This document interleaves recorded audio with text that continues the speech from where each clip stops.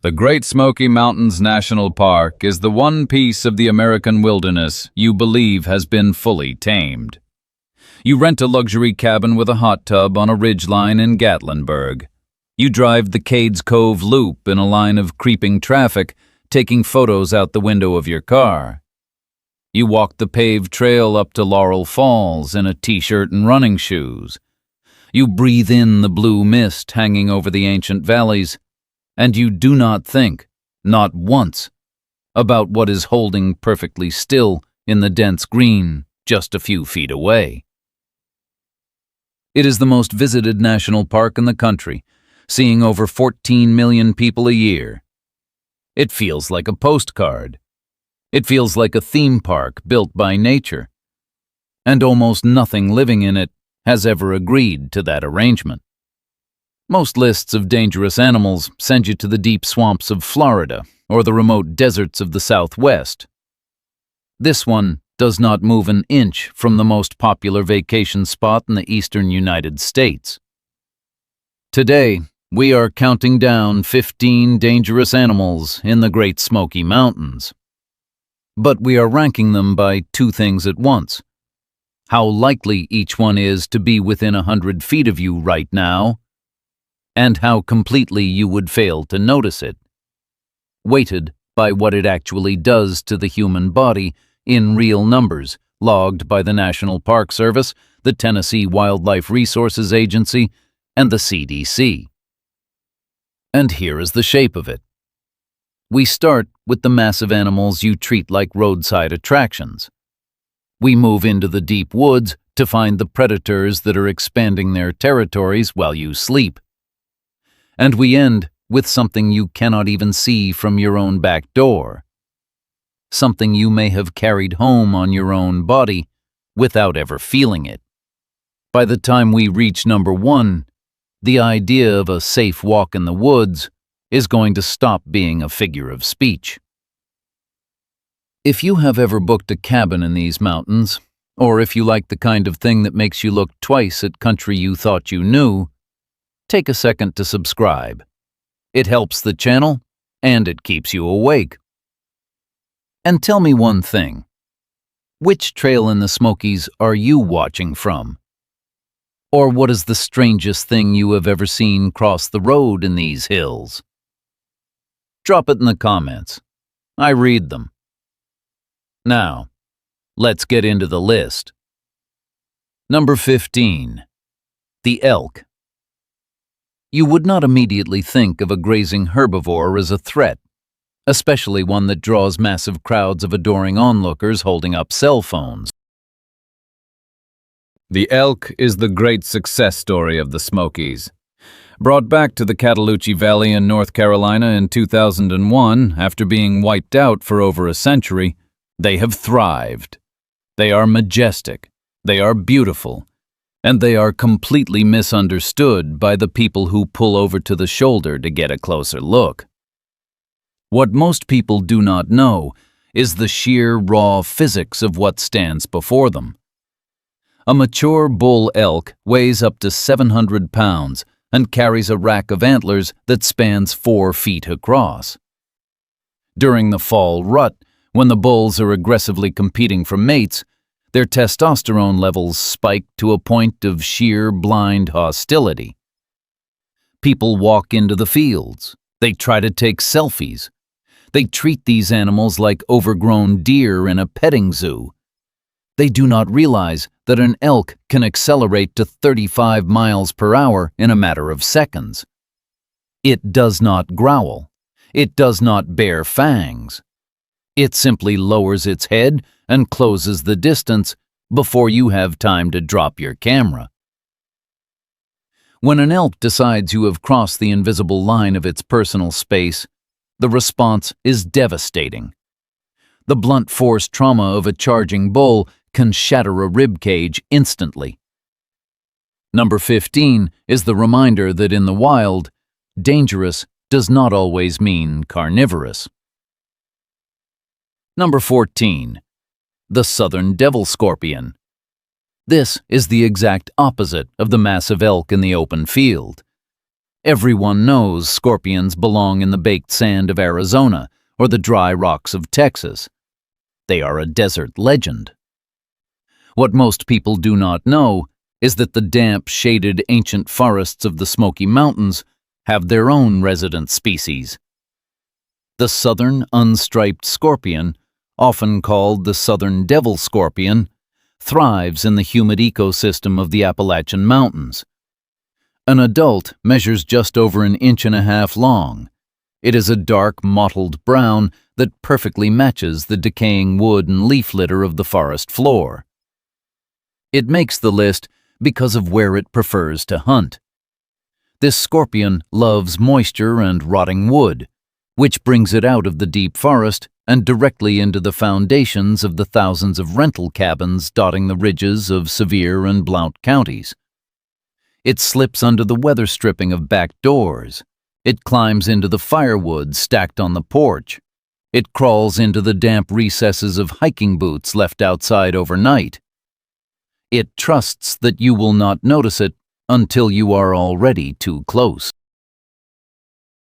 The sting is not typically lethal to a healthy adult, but it delivers a sharp, burning agony that lasts for hours, accompanied by swelling and severe muscle cramps.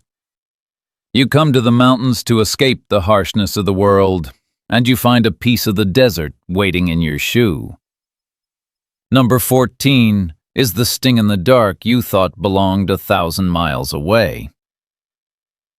Number 13. The common snapping turtle. You wade into the little river to cool off on a hot July afternoon. The water is clear, tumbling over smooth stones, running shallow and wide. It looks like a playground. You do not think to look at the murky undercut banks or the deep still pools where the current slows down. You would not think of the thing at the bottom of the swimming hole as an ambush predator. But the common snapping turtle is exactly that. An adult can easily weigh over 30 pounds, with a shell covered in algae that makes it look exactly like a submerged rock. It possesses a bite force of over 200 newtons, driven by a sharp beak-like jaw that has remained unchanged since the age of the dinosaurs. They live in the rivers and creeks of the Smokies, perfectly camouflaged, waiting for fish, frogs, or anything careless enough to step too close to their face. People float in inner tubes right over top of them. Children splash in the shallows just inches from where they are buried in the mud. The danger here is not that the turtle is hunting you. The danger is that it is aggressive when stepped on, and its neck can strike outward with the speed of a coiled snake. A bite to a bare toe or foot in murky water can sever tendons and crush small bones instantly. Number 13 is the prehistoric trap waiting patiently at the bottom of your summer memory. Number 12. The wild boar. Now we move away from the water and into the deep, dark timber. People assure themselves that the animals in the national park belong here, that they are part of a delicate natural balance. But the wild boar is an invader. In the early 1900s, wealthy hunters brought Eurasian wild boar to a hunting preserve on Hooper Bald in North Carolina. They escaped. Over the last century, they have bred, spread, and violently carved out a home in the Smoky Mountains. An adult boar can weigh up to 300 pounds. They are armed with self-sharpening tusks that jut from their lower jaws, and they are incredibly destructive, tearing up the forest floor like a rototiller to eat roots, grubs, and salamanders. But the real threat lies in their temperament. Unlike a black bear, which will often run away at the first sign of a human, a wild boar is notoriously belligerent. If you startle a sounder of pigs in the thick rhododendron thickets at twilight, they do not always scatter. Sometimes they hold their ground. If a mother feels her piglets are threatened, or if a solitary male is cornered, they will charge. A boar attacks by slashing upward with its tusks, aiming precisely at the legs and femoral arteries of its target. They are fast, heavily muscled, and completely unforgiving. Number 12 is the invasive ghost tearing up the soil while you sleep, completely indifferent to the rules of the park. Number 11, the coyote. Everyone knows there are coyotes in these hills. You can hear them yipping and howling in the valleys at dusk. What most people do not know is how completely they have stopped playing by the old rules. 50 years ago, the coyote was a shy, elusive creature of the brush, keeping a wide berth from human settlements. But the coyote is the ultimate opportunist. As Gatlinburg and Pigeon Forge expanded, pushing subdivisions and resort cabins deeper into the tree line, the coyote did not retreat. It adapted. Today, eastern coyotes in the Smokies are larger than their western cousins, carrying traces of wolf DNA. They weigh up to 50 pounds and hunt in highly coordinated family units. What makes them dangerous is the erosion of their fear. They have learned that human spaces mean overflowing trash cans, outdoor pet food, and an endless supply of small dogs and house cats. They navigate the paved roads of cabin resorts with absolute confidence. People see them jogging down the street in the early morning fog and mistake them for stray dogs. They are not dogs. They are wild canines that have realized humans are largely harmless and completely oblivious. While attacks on adult humans are rare, their increasing boldness around children and pets is a ticking clock. Number 11 is the wild predator that learned to use your sidewalks against you. Number 10. The bobcat. If the coyote is a predator that wants to be seen, the bobcat is the predator that refuses to let you see it. You can hike the trails of the Smoky Mountains every day for a decade and never lay eyes on one. But they are there. They have been there the whole time, watching you from the rocky outcroppings of the Alum Cave Trail or the dense laurel thickets of Roaring Fork. A bobcat is not massive. It maxes out at around 35 pounds of tightly coiled muscle. It hunts rabbits, rodents, and wild turkeys. But what puts it on this list is its sheer ferocity and the razor-thin margin between a peaceful encounter and a violent one. Bobcats are fiercely territorial and intensely private. When people do run into them, it is almost always by accident, turning a blind corner on a quiet trail. Because they rely entirely on stealth, a bobcat will often freeze, trusting its spotted coat to hide it. If a hiker keeps walking, unaware, and violates that critical distance, the cat will explode. Armed with non-retractable claws and teeth designed to sever spinal cords, a panicked bobcat becomes a blur of calculated violence. They target the face, the neck, and the arms of anything blocking their escape. You are not on their menu, but you are in their house. Number 10 is the set of eyes on the back of your neck that you never had a reason to look up and see. Number 9. The southern copperhead. Now the threat moves from the shadows back down to the ground. You step over roots, you step on rocks, you kick through the beautiful autumn leaves that draw millions of tourists to the Smokies every October. You do not realize that the leaves sometimes have a heartbeat. The southern copperhead is responsible for more venomous snake bites in the southeastern United States than any other species. It is a pit viper, growing up to 3 feet long, patterned in stunning hourglass bands of copper, bronze, and tan. This pattern is an evolutionary masterpiece. When a copperhead lies coiled in fallen oak and hickory leaves, it is practically invisible. It does not possess a rattle. It does not hiss a warning.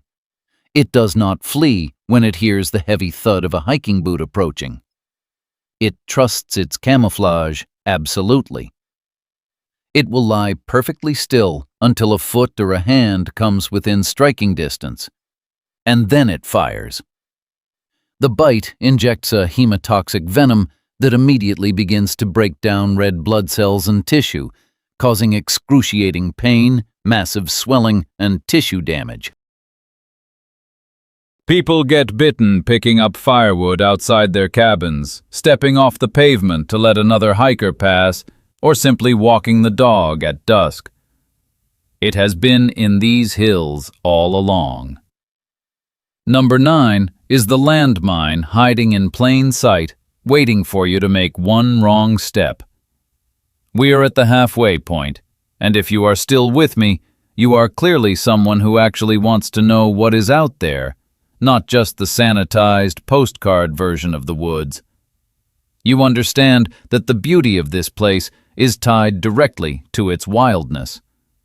So this is the perfect moment to subscribe, because the animals from here up are no longer just the ones that hide.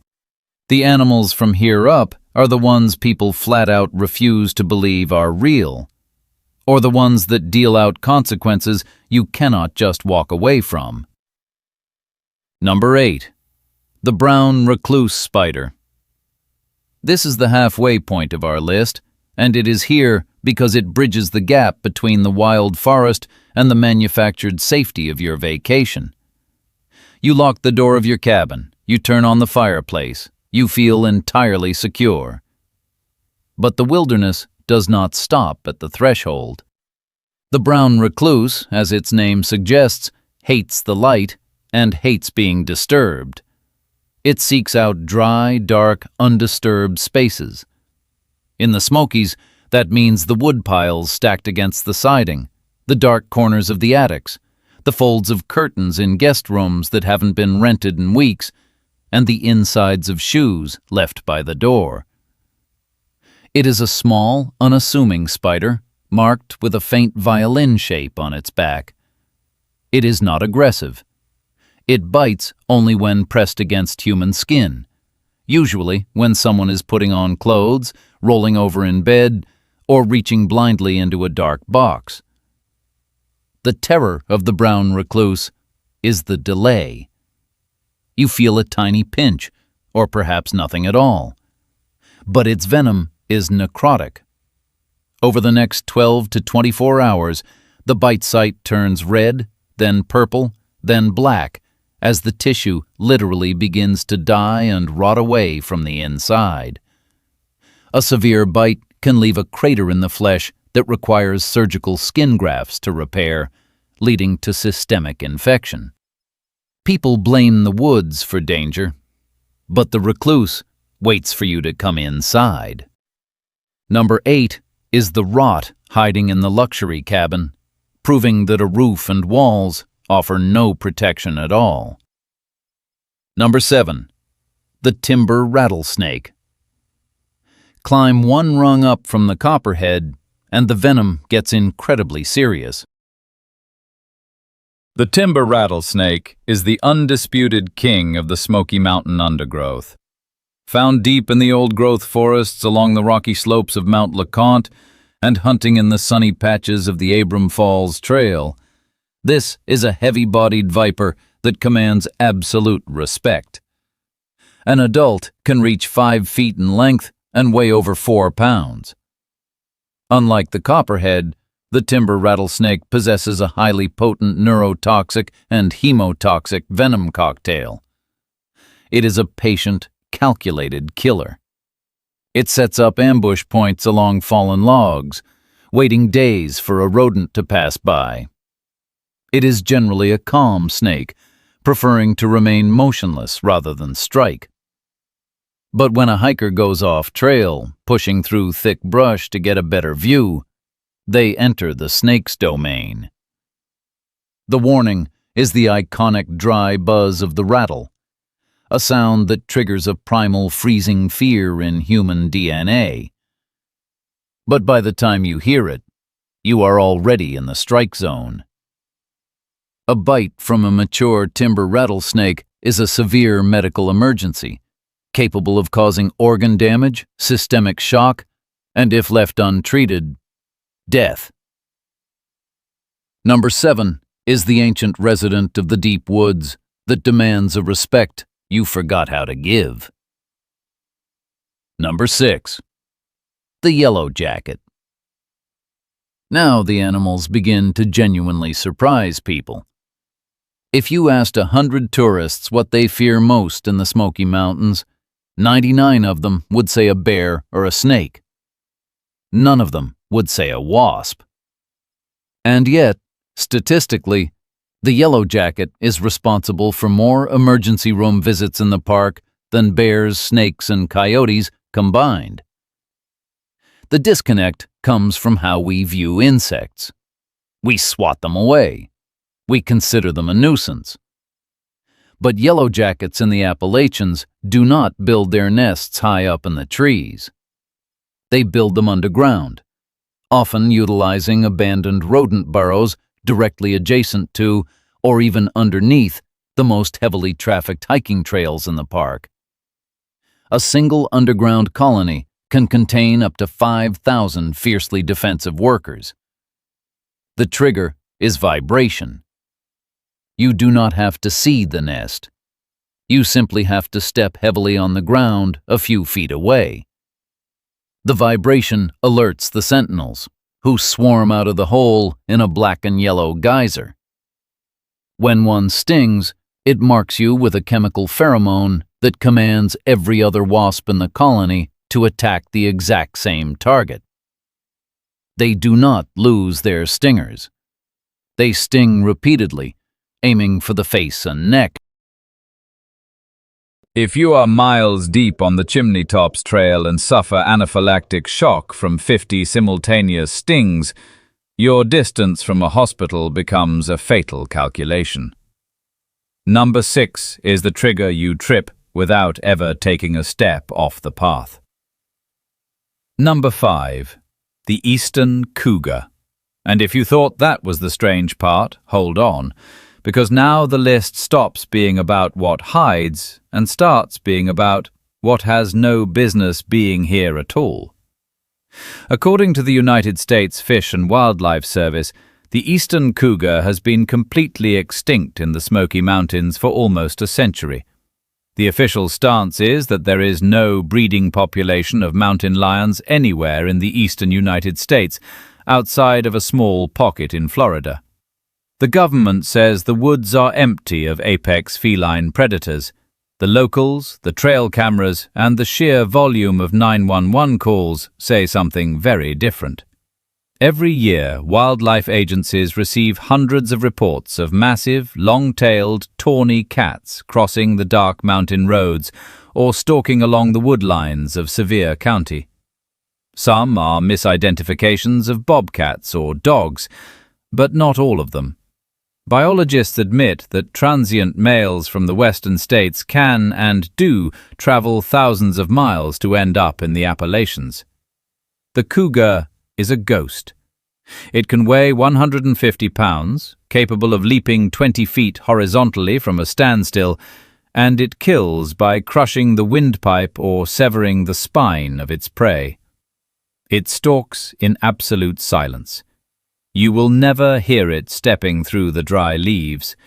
The terror of the cougar is the psychological weight of knowing that you are walking through a forest where a massive, efficient killer is officially declared a myth, leaving you entirely alone if you meet one.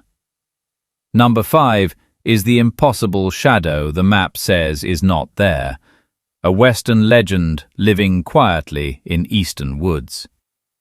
Number 4. The feral dog.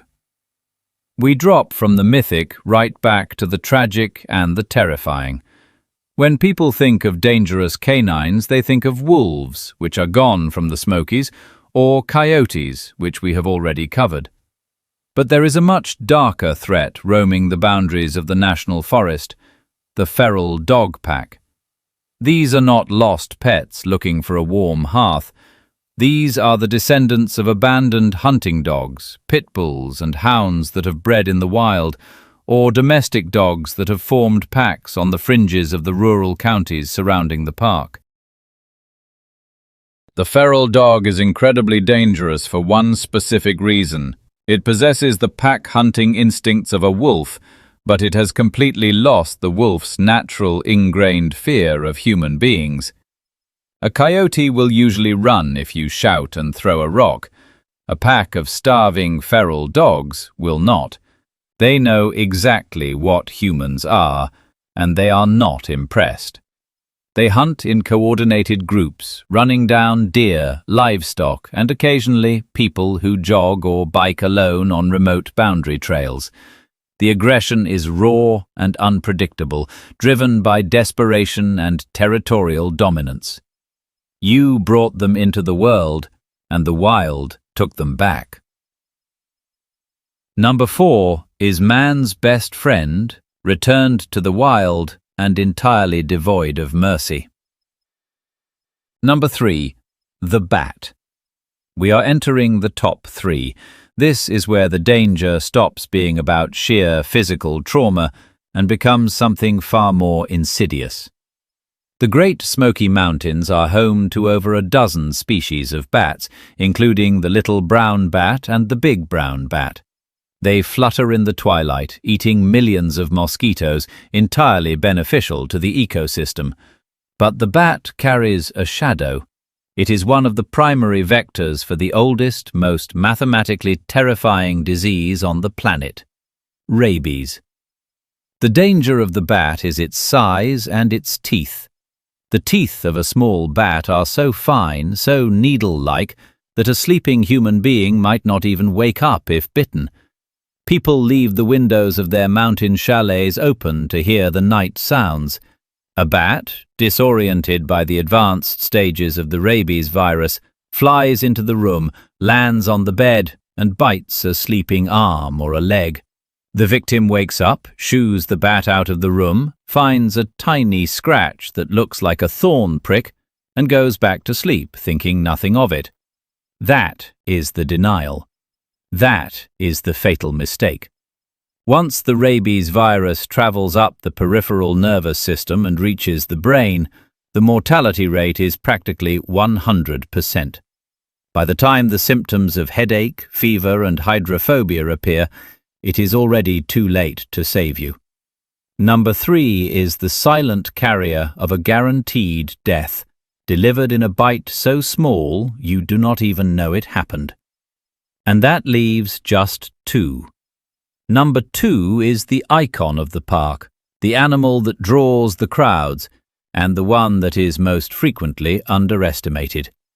And number 1 is the thing I warned you about at the very start, the one you might have already carried home on your own skin. Number 2. The black bear. The black bear is the undisputed mascot of the Great Smoky Mountains. There are an estimated 1,500 black bears living inside the park boundaries. That is a density of roughly 2 bears per square mile. You cannot drive through Gatlinburg without seeing them on T-shirts, mugs, and billboards. The Park Service has spent decades teaching people that black bears are generally shy, foraging for berries, nuts, and grubs. And because of this PR campaign, the public has decided that the black bear is basically a giant woodland raccoon. Here is the truth. A male black bear can weigh over 400 pounds. It can run 35 miles per hour. It can climb a 100-foot oak tree in seconds. And in the Smokies, the bears have become habituated. They have learned that minivans mean coolers, that backpacks mean granola bars, and that human beings are soft, slow, and easily intimidated. The denial here is staggering. Tourists routinely walk within 10 feet of a mother bear and her cubs to take a video for social media. They do not recognize the subtle flattening of the ears, the popping of the jaws, the huffing breath that signals a charge. While fatal predatory attacks by black bears are rare, they do happen, and maulings from startled or food-conditioned bears happen every single year in this park. People forget that beneath the fluffy mascot exterior is an apex predator that could tear a car door off its hinges if it wanted to. Number 2 is the mountain's heavy enforcer, the monster you were tricked into loving. Number 1, the tick. And so we arrive at number 1. We bypass the fangs, the claws, the sheer crushing weight of the predators, and we end up with something the size of a sesame seed. The black-legged tick and the Lone Star tick. Remember the promise at the beginning of this list? That the most dangerous animal is the one that has perfected the art of not being seen? You can hike for 20 years and never see a cougar. You can run from a bear. You can hear a rattlesnake. You can do absolutely nothing to stop the tick, because you will never know it is there. You brush against a blade of tall grass on the edge of Cade's Cove. The tick transfers to your denim, crawls upward, finds a warm, hidden patch of skin behind your knee or in your hairline, and buries its mouthparts into your flesh. It injects a mild anesthetic, so you feel absolutely nothing. It will feed on your blood for days. The black-legged tick carries Lyme disease, a bacterial infection that, if missed, will bury itself deep into your joints, your heart, and your nervous system, causing lifelong chronic pain and neurological decay. The Lone Star tick carries something even stranger, the alpha-gal molecule.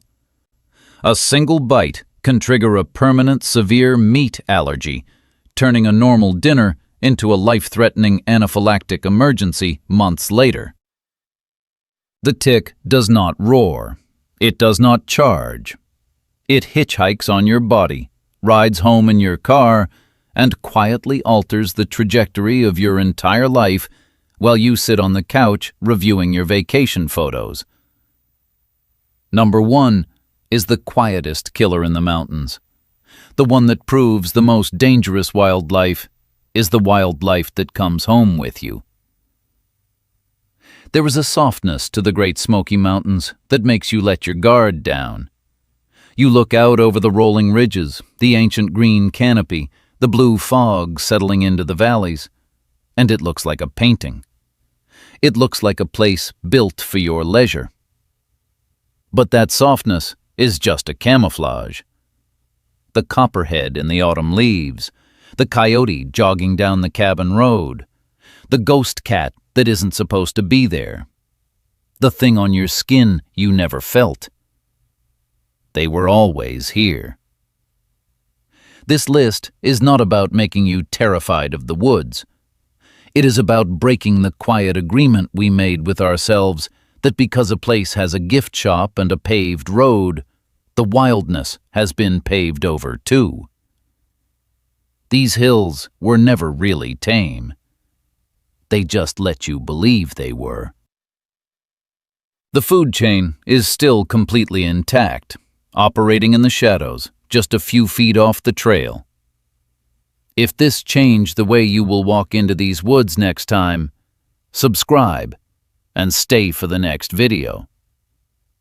And the next time you find yourself alone on a mountain trail and the woods feel just a little too quiet, a little too still, remember why. You were never alone out here. You just thought you were.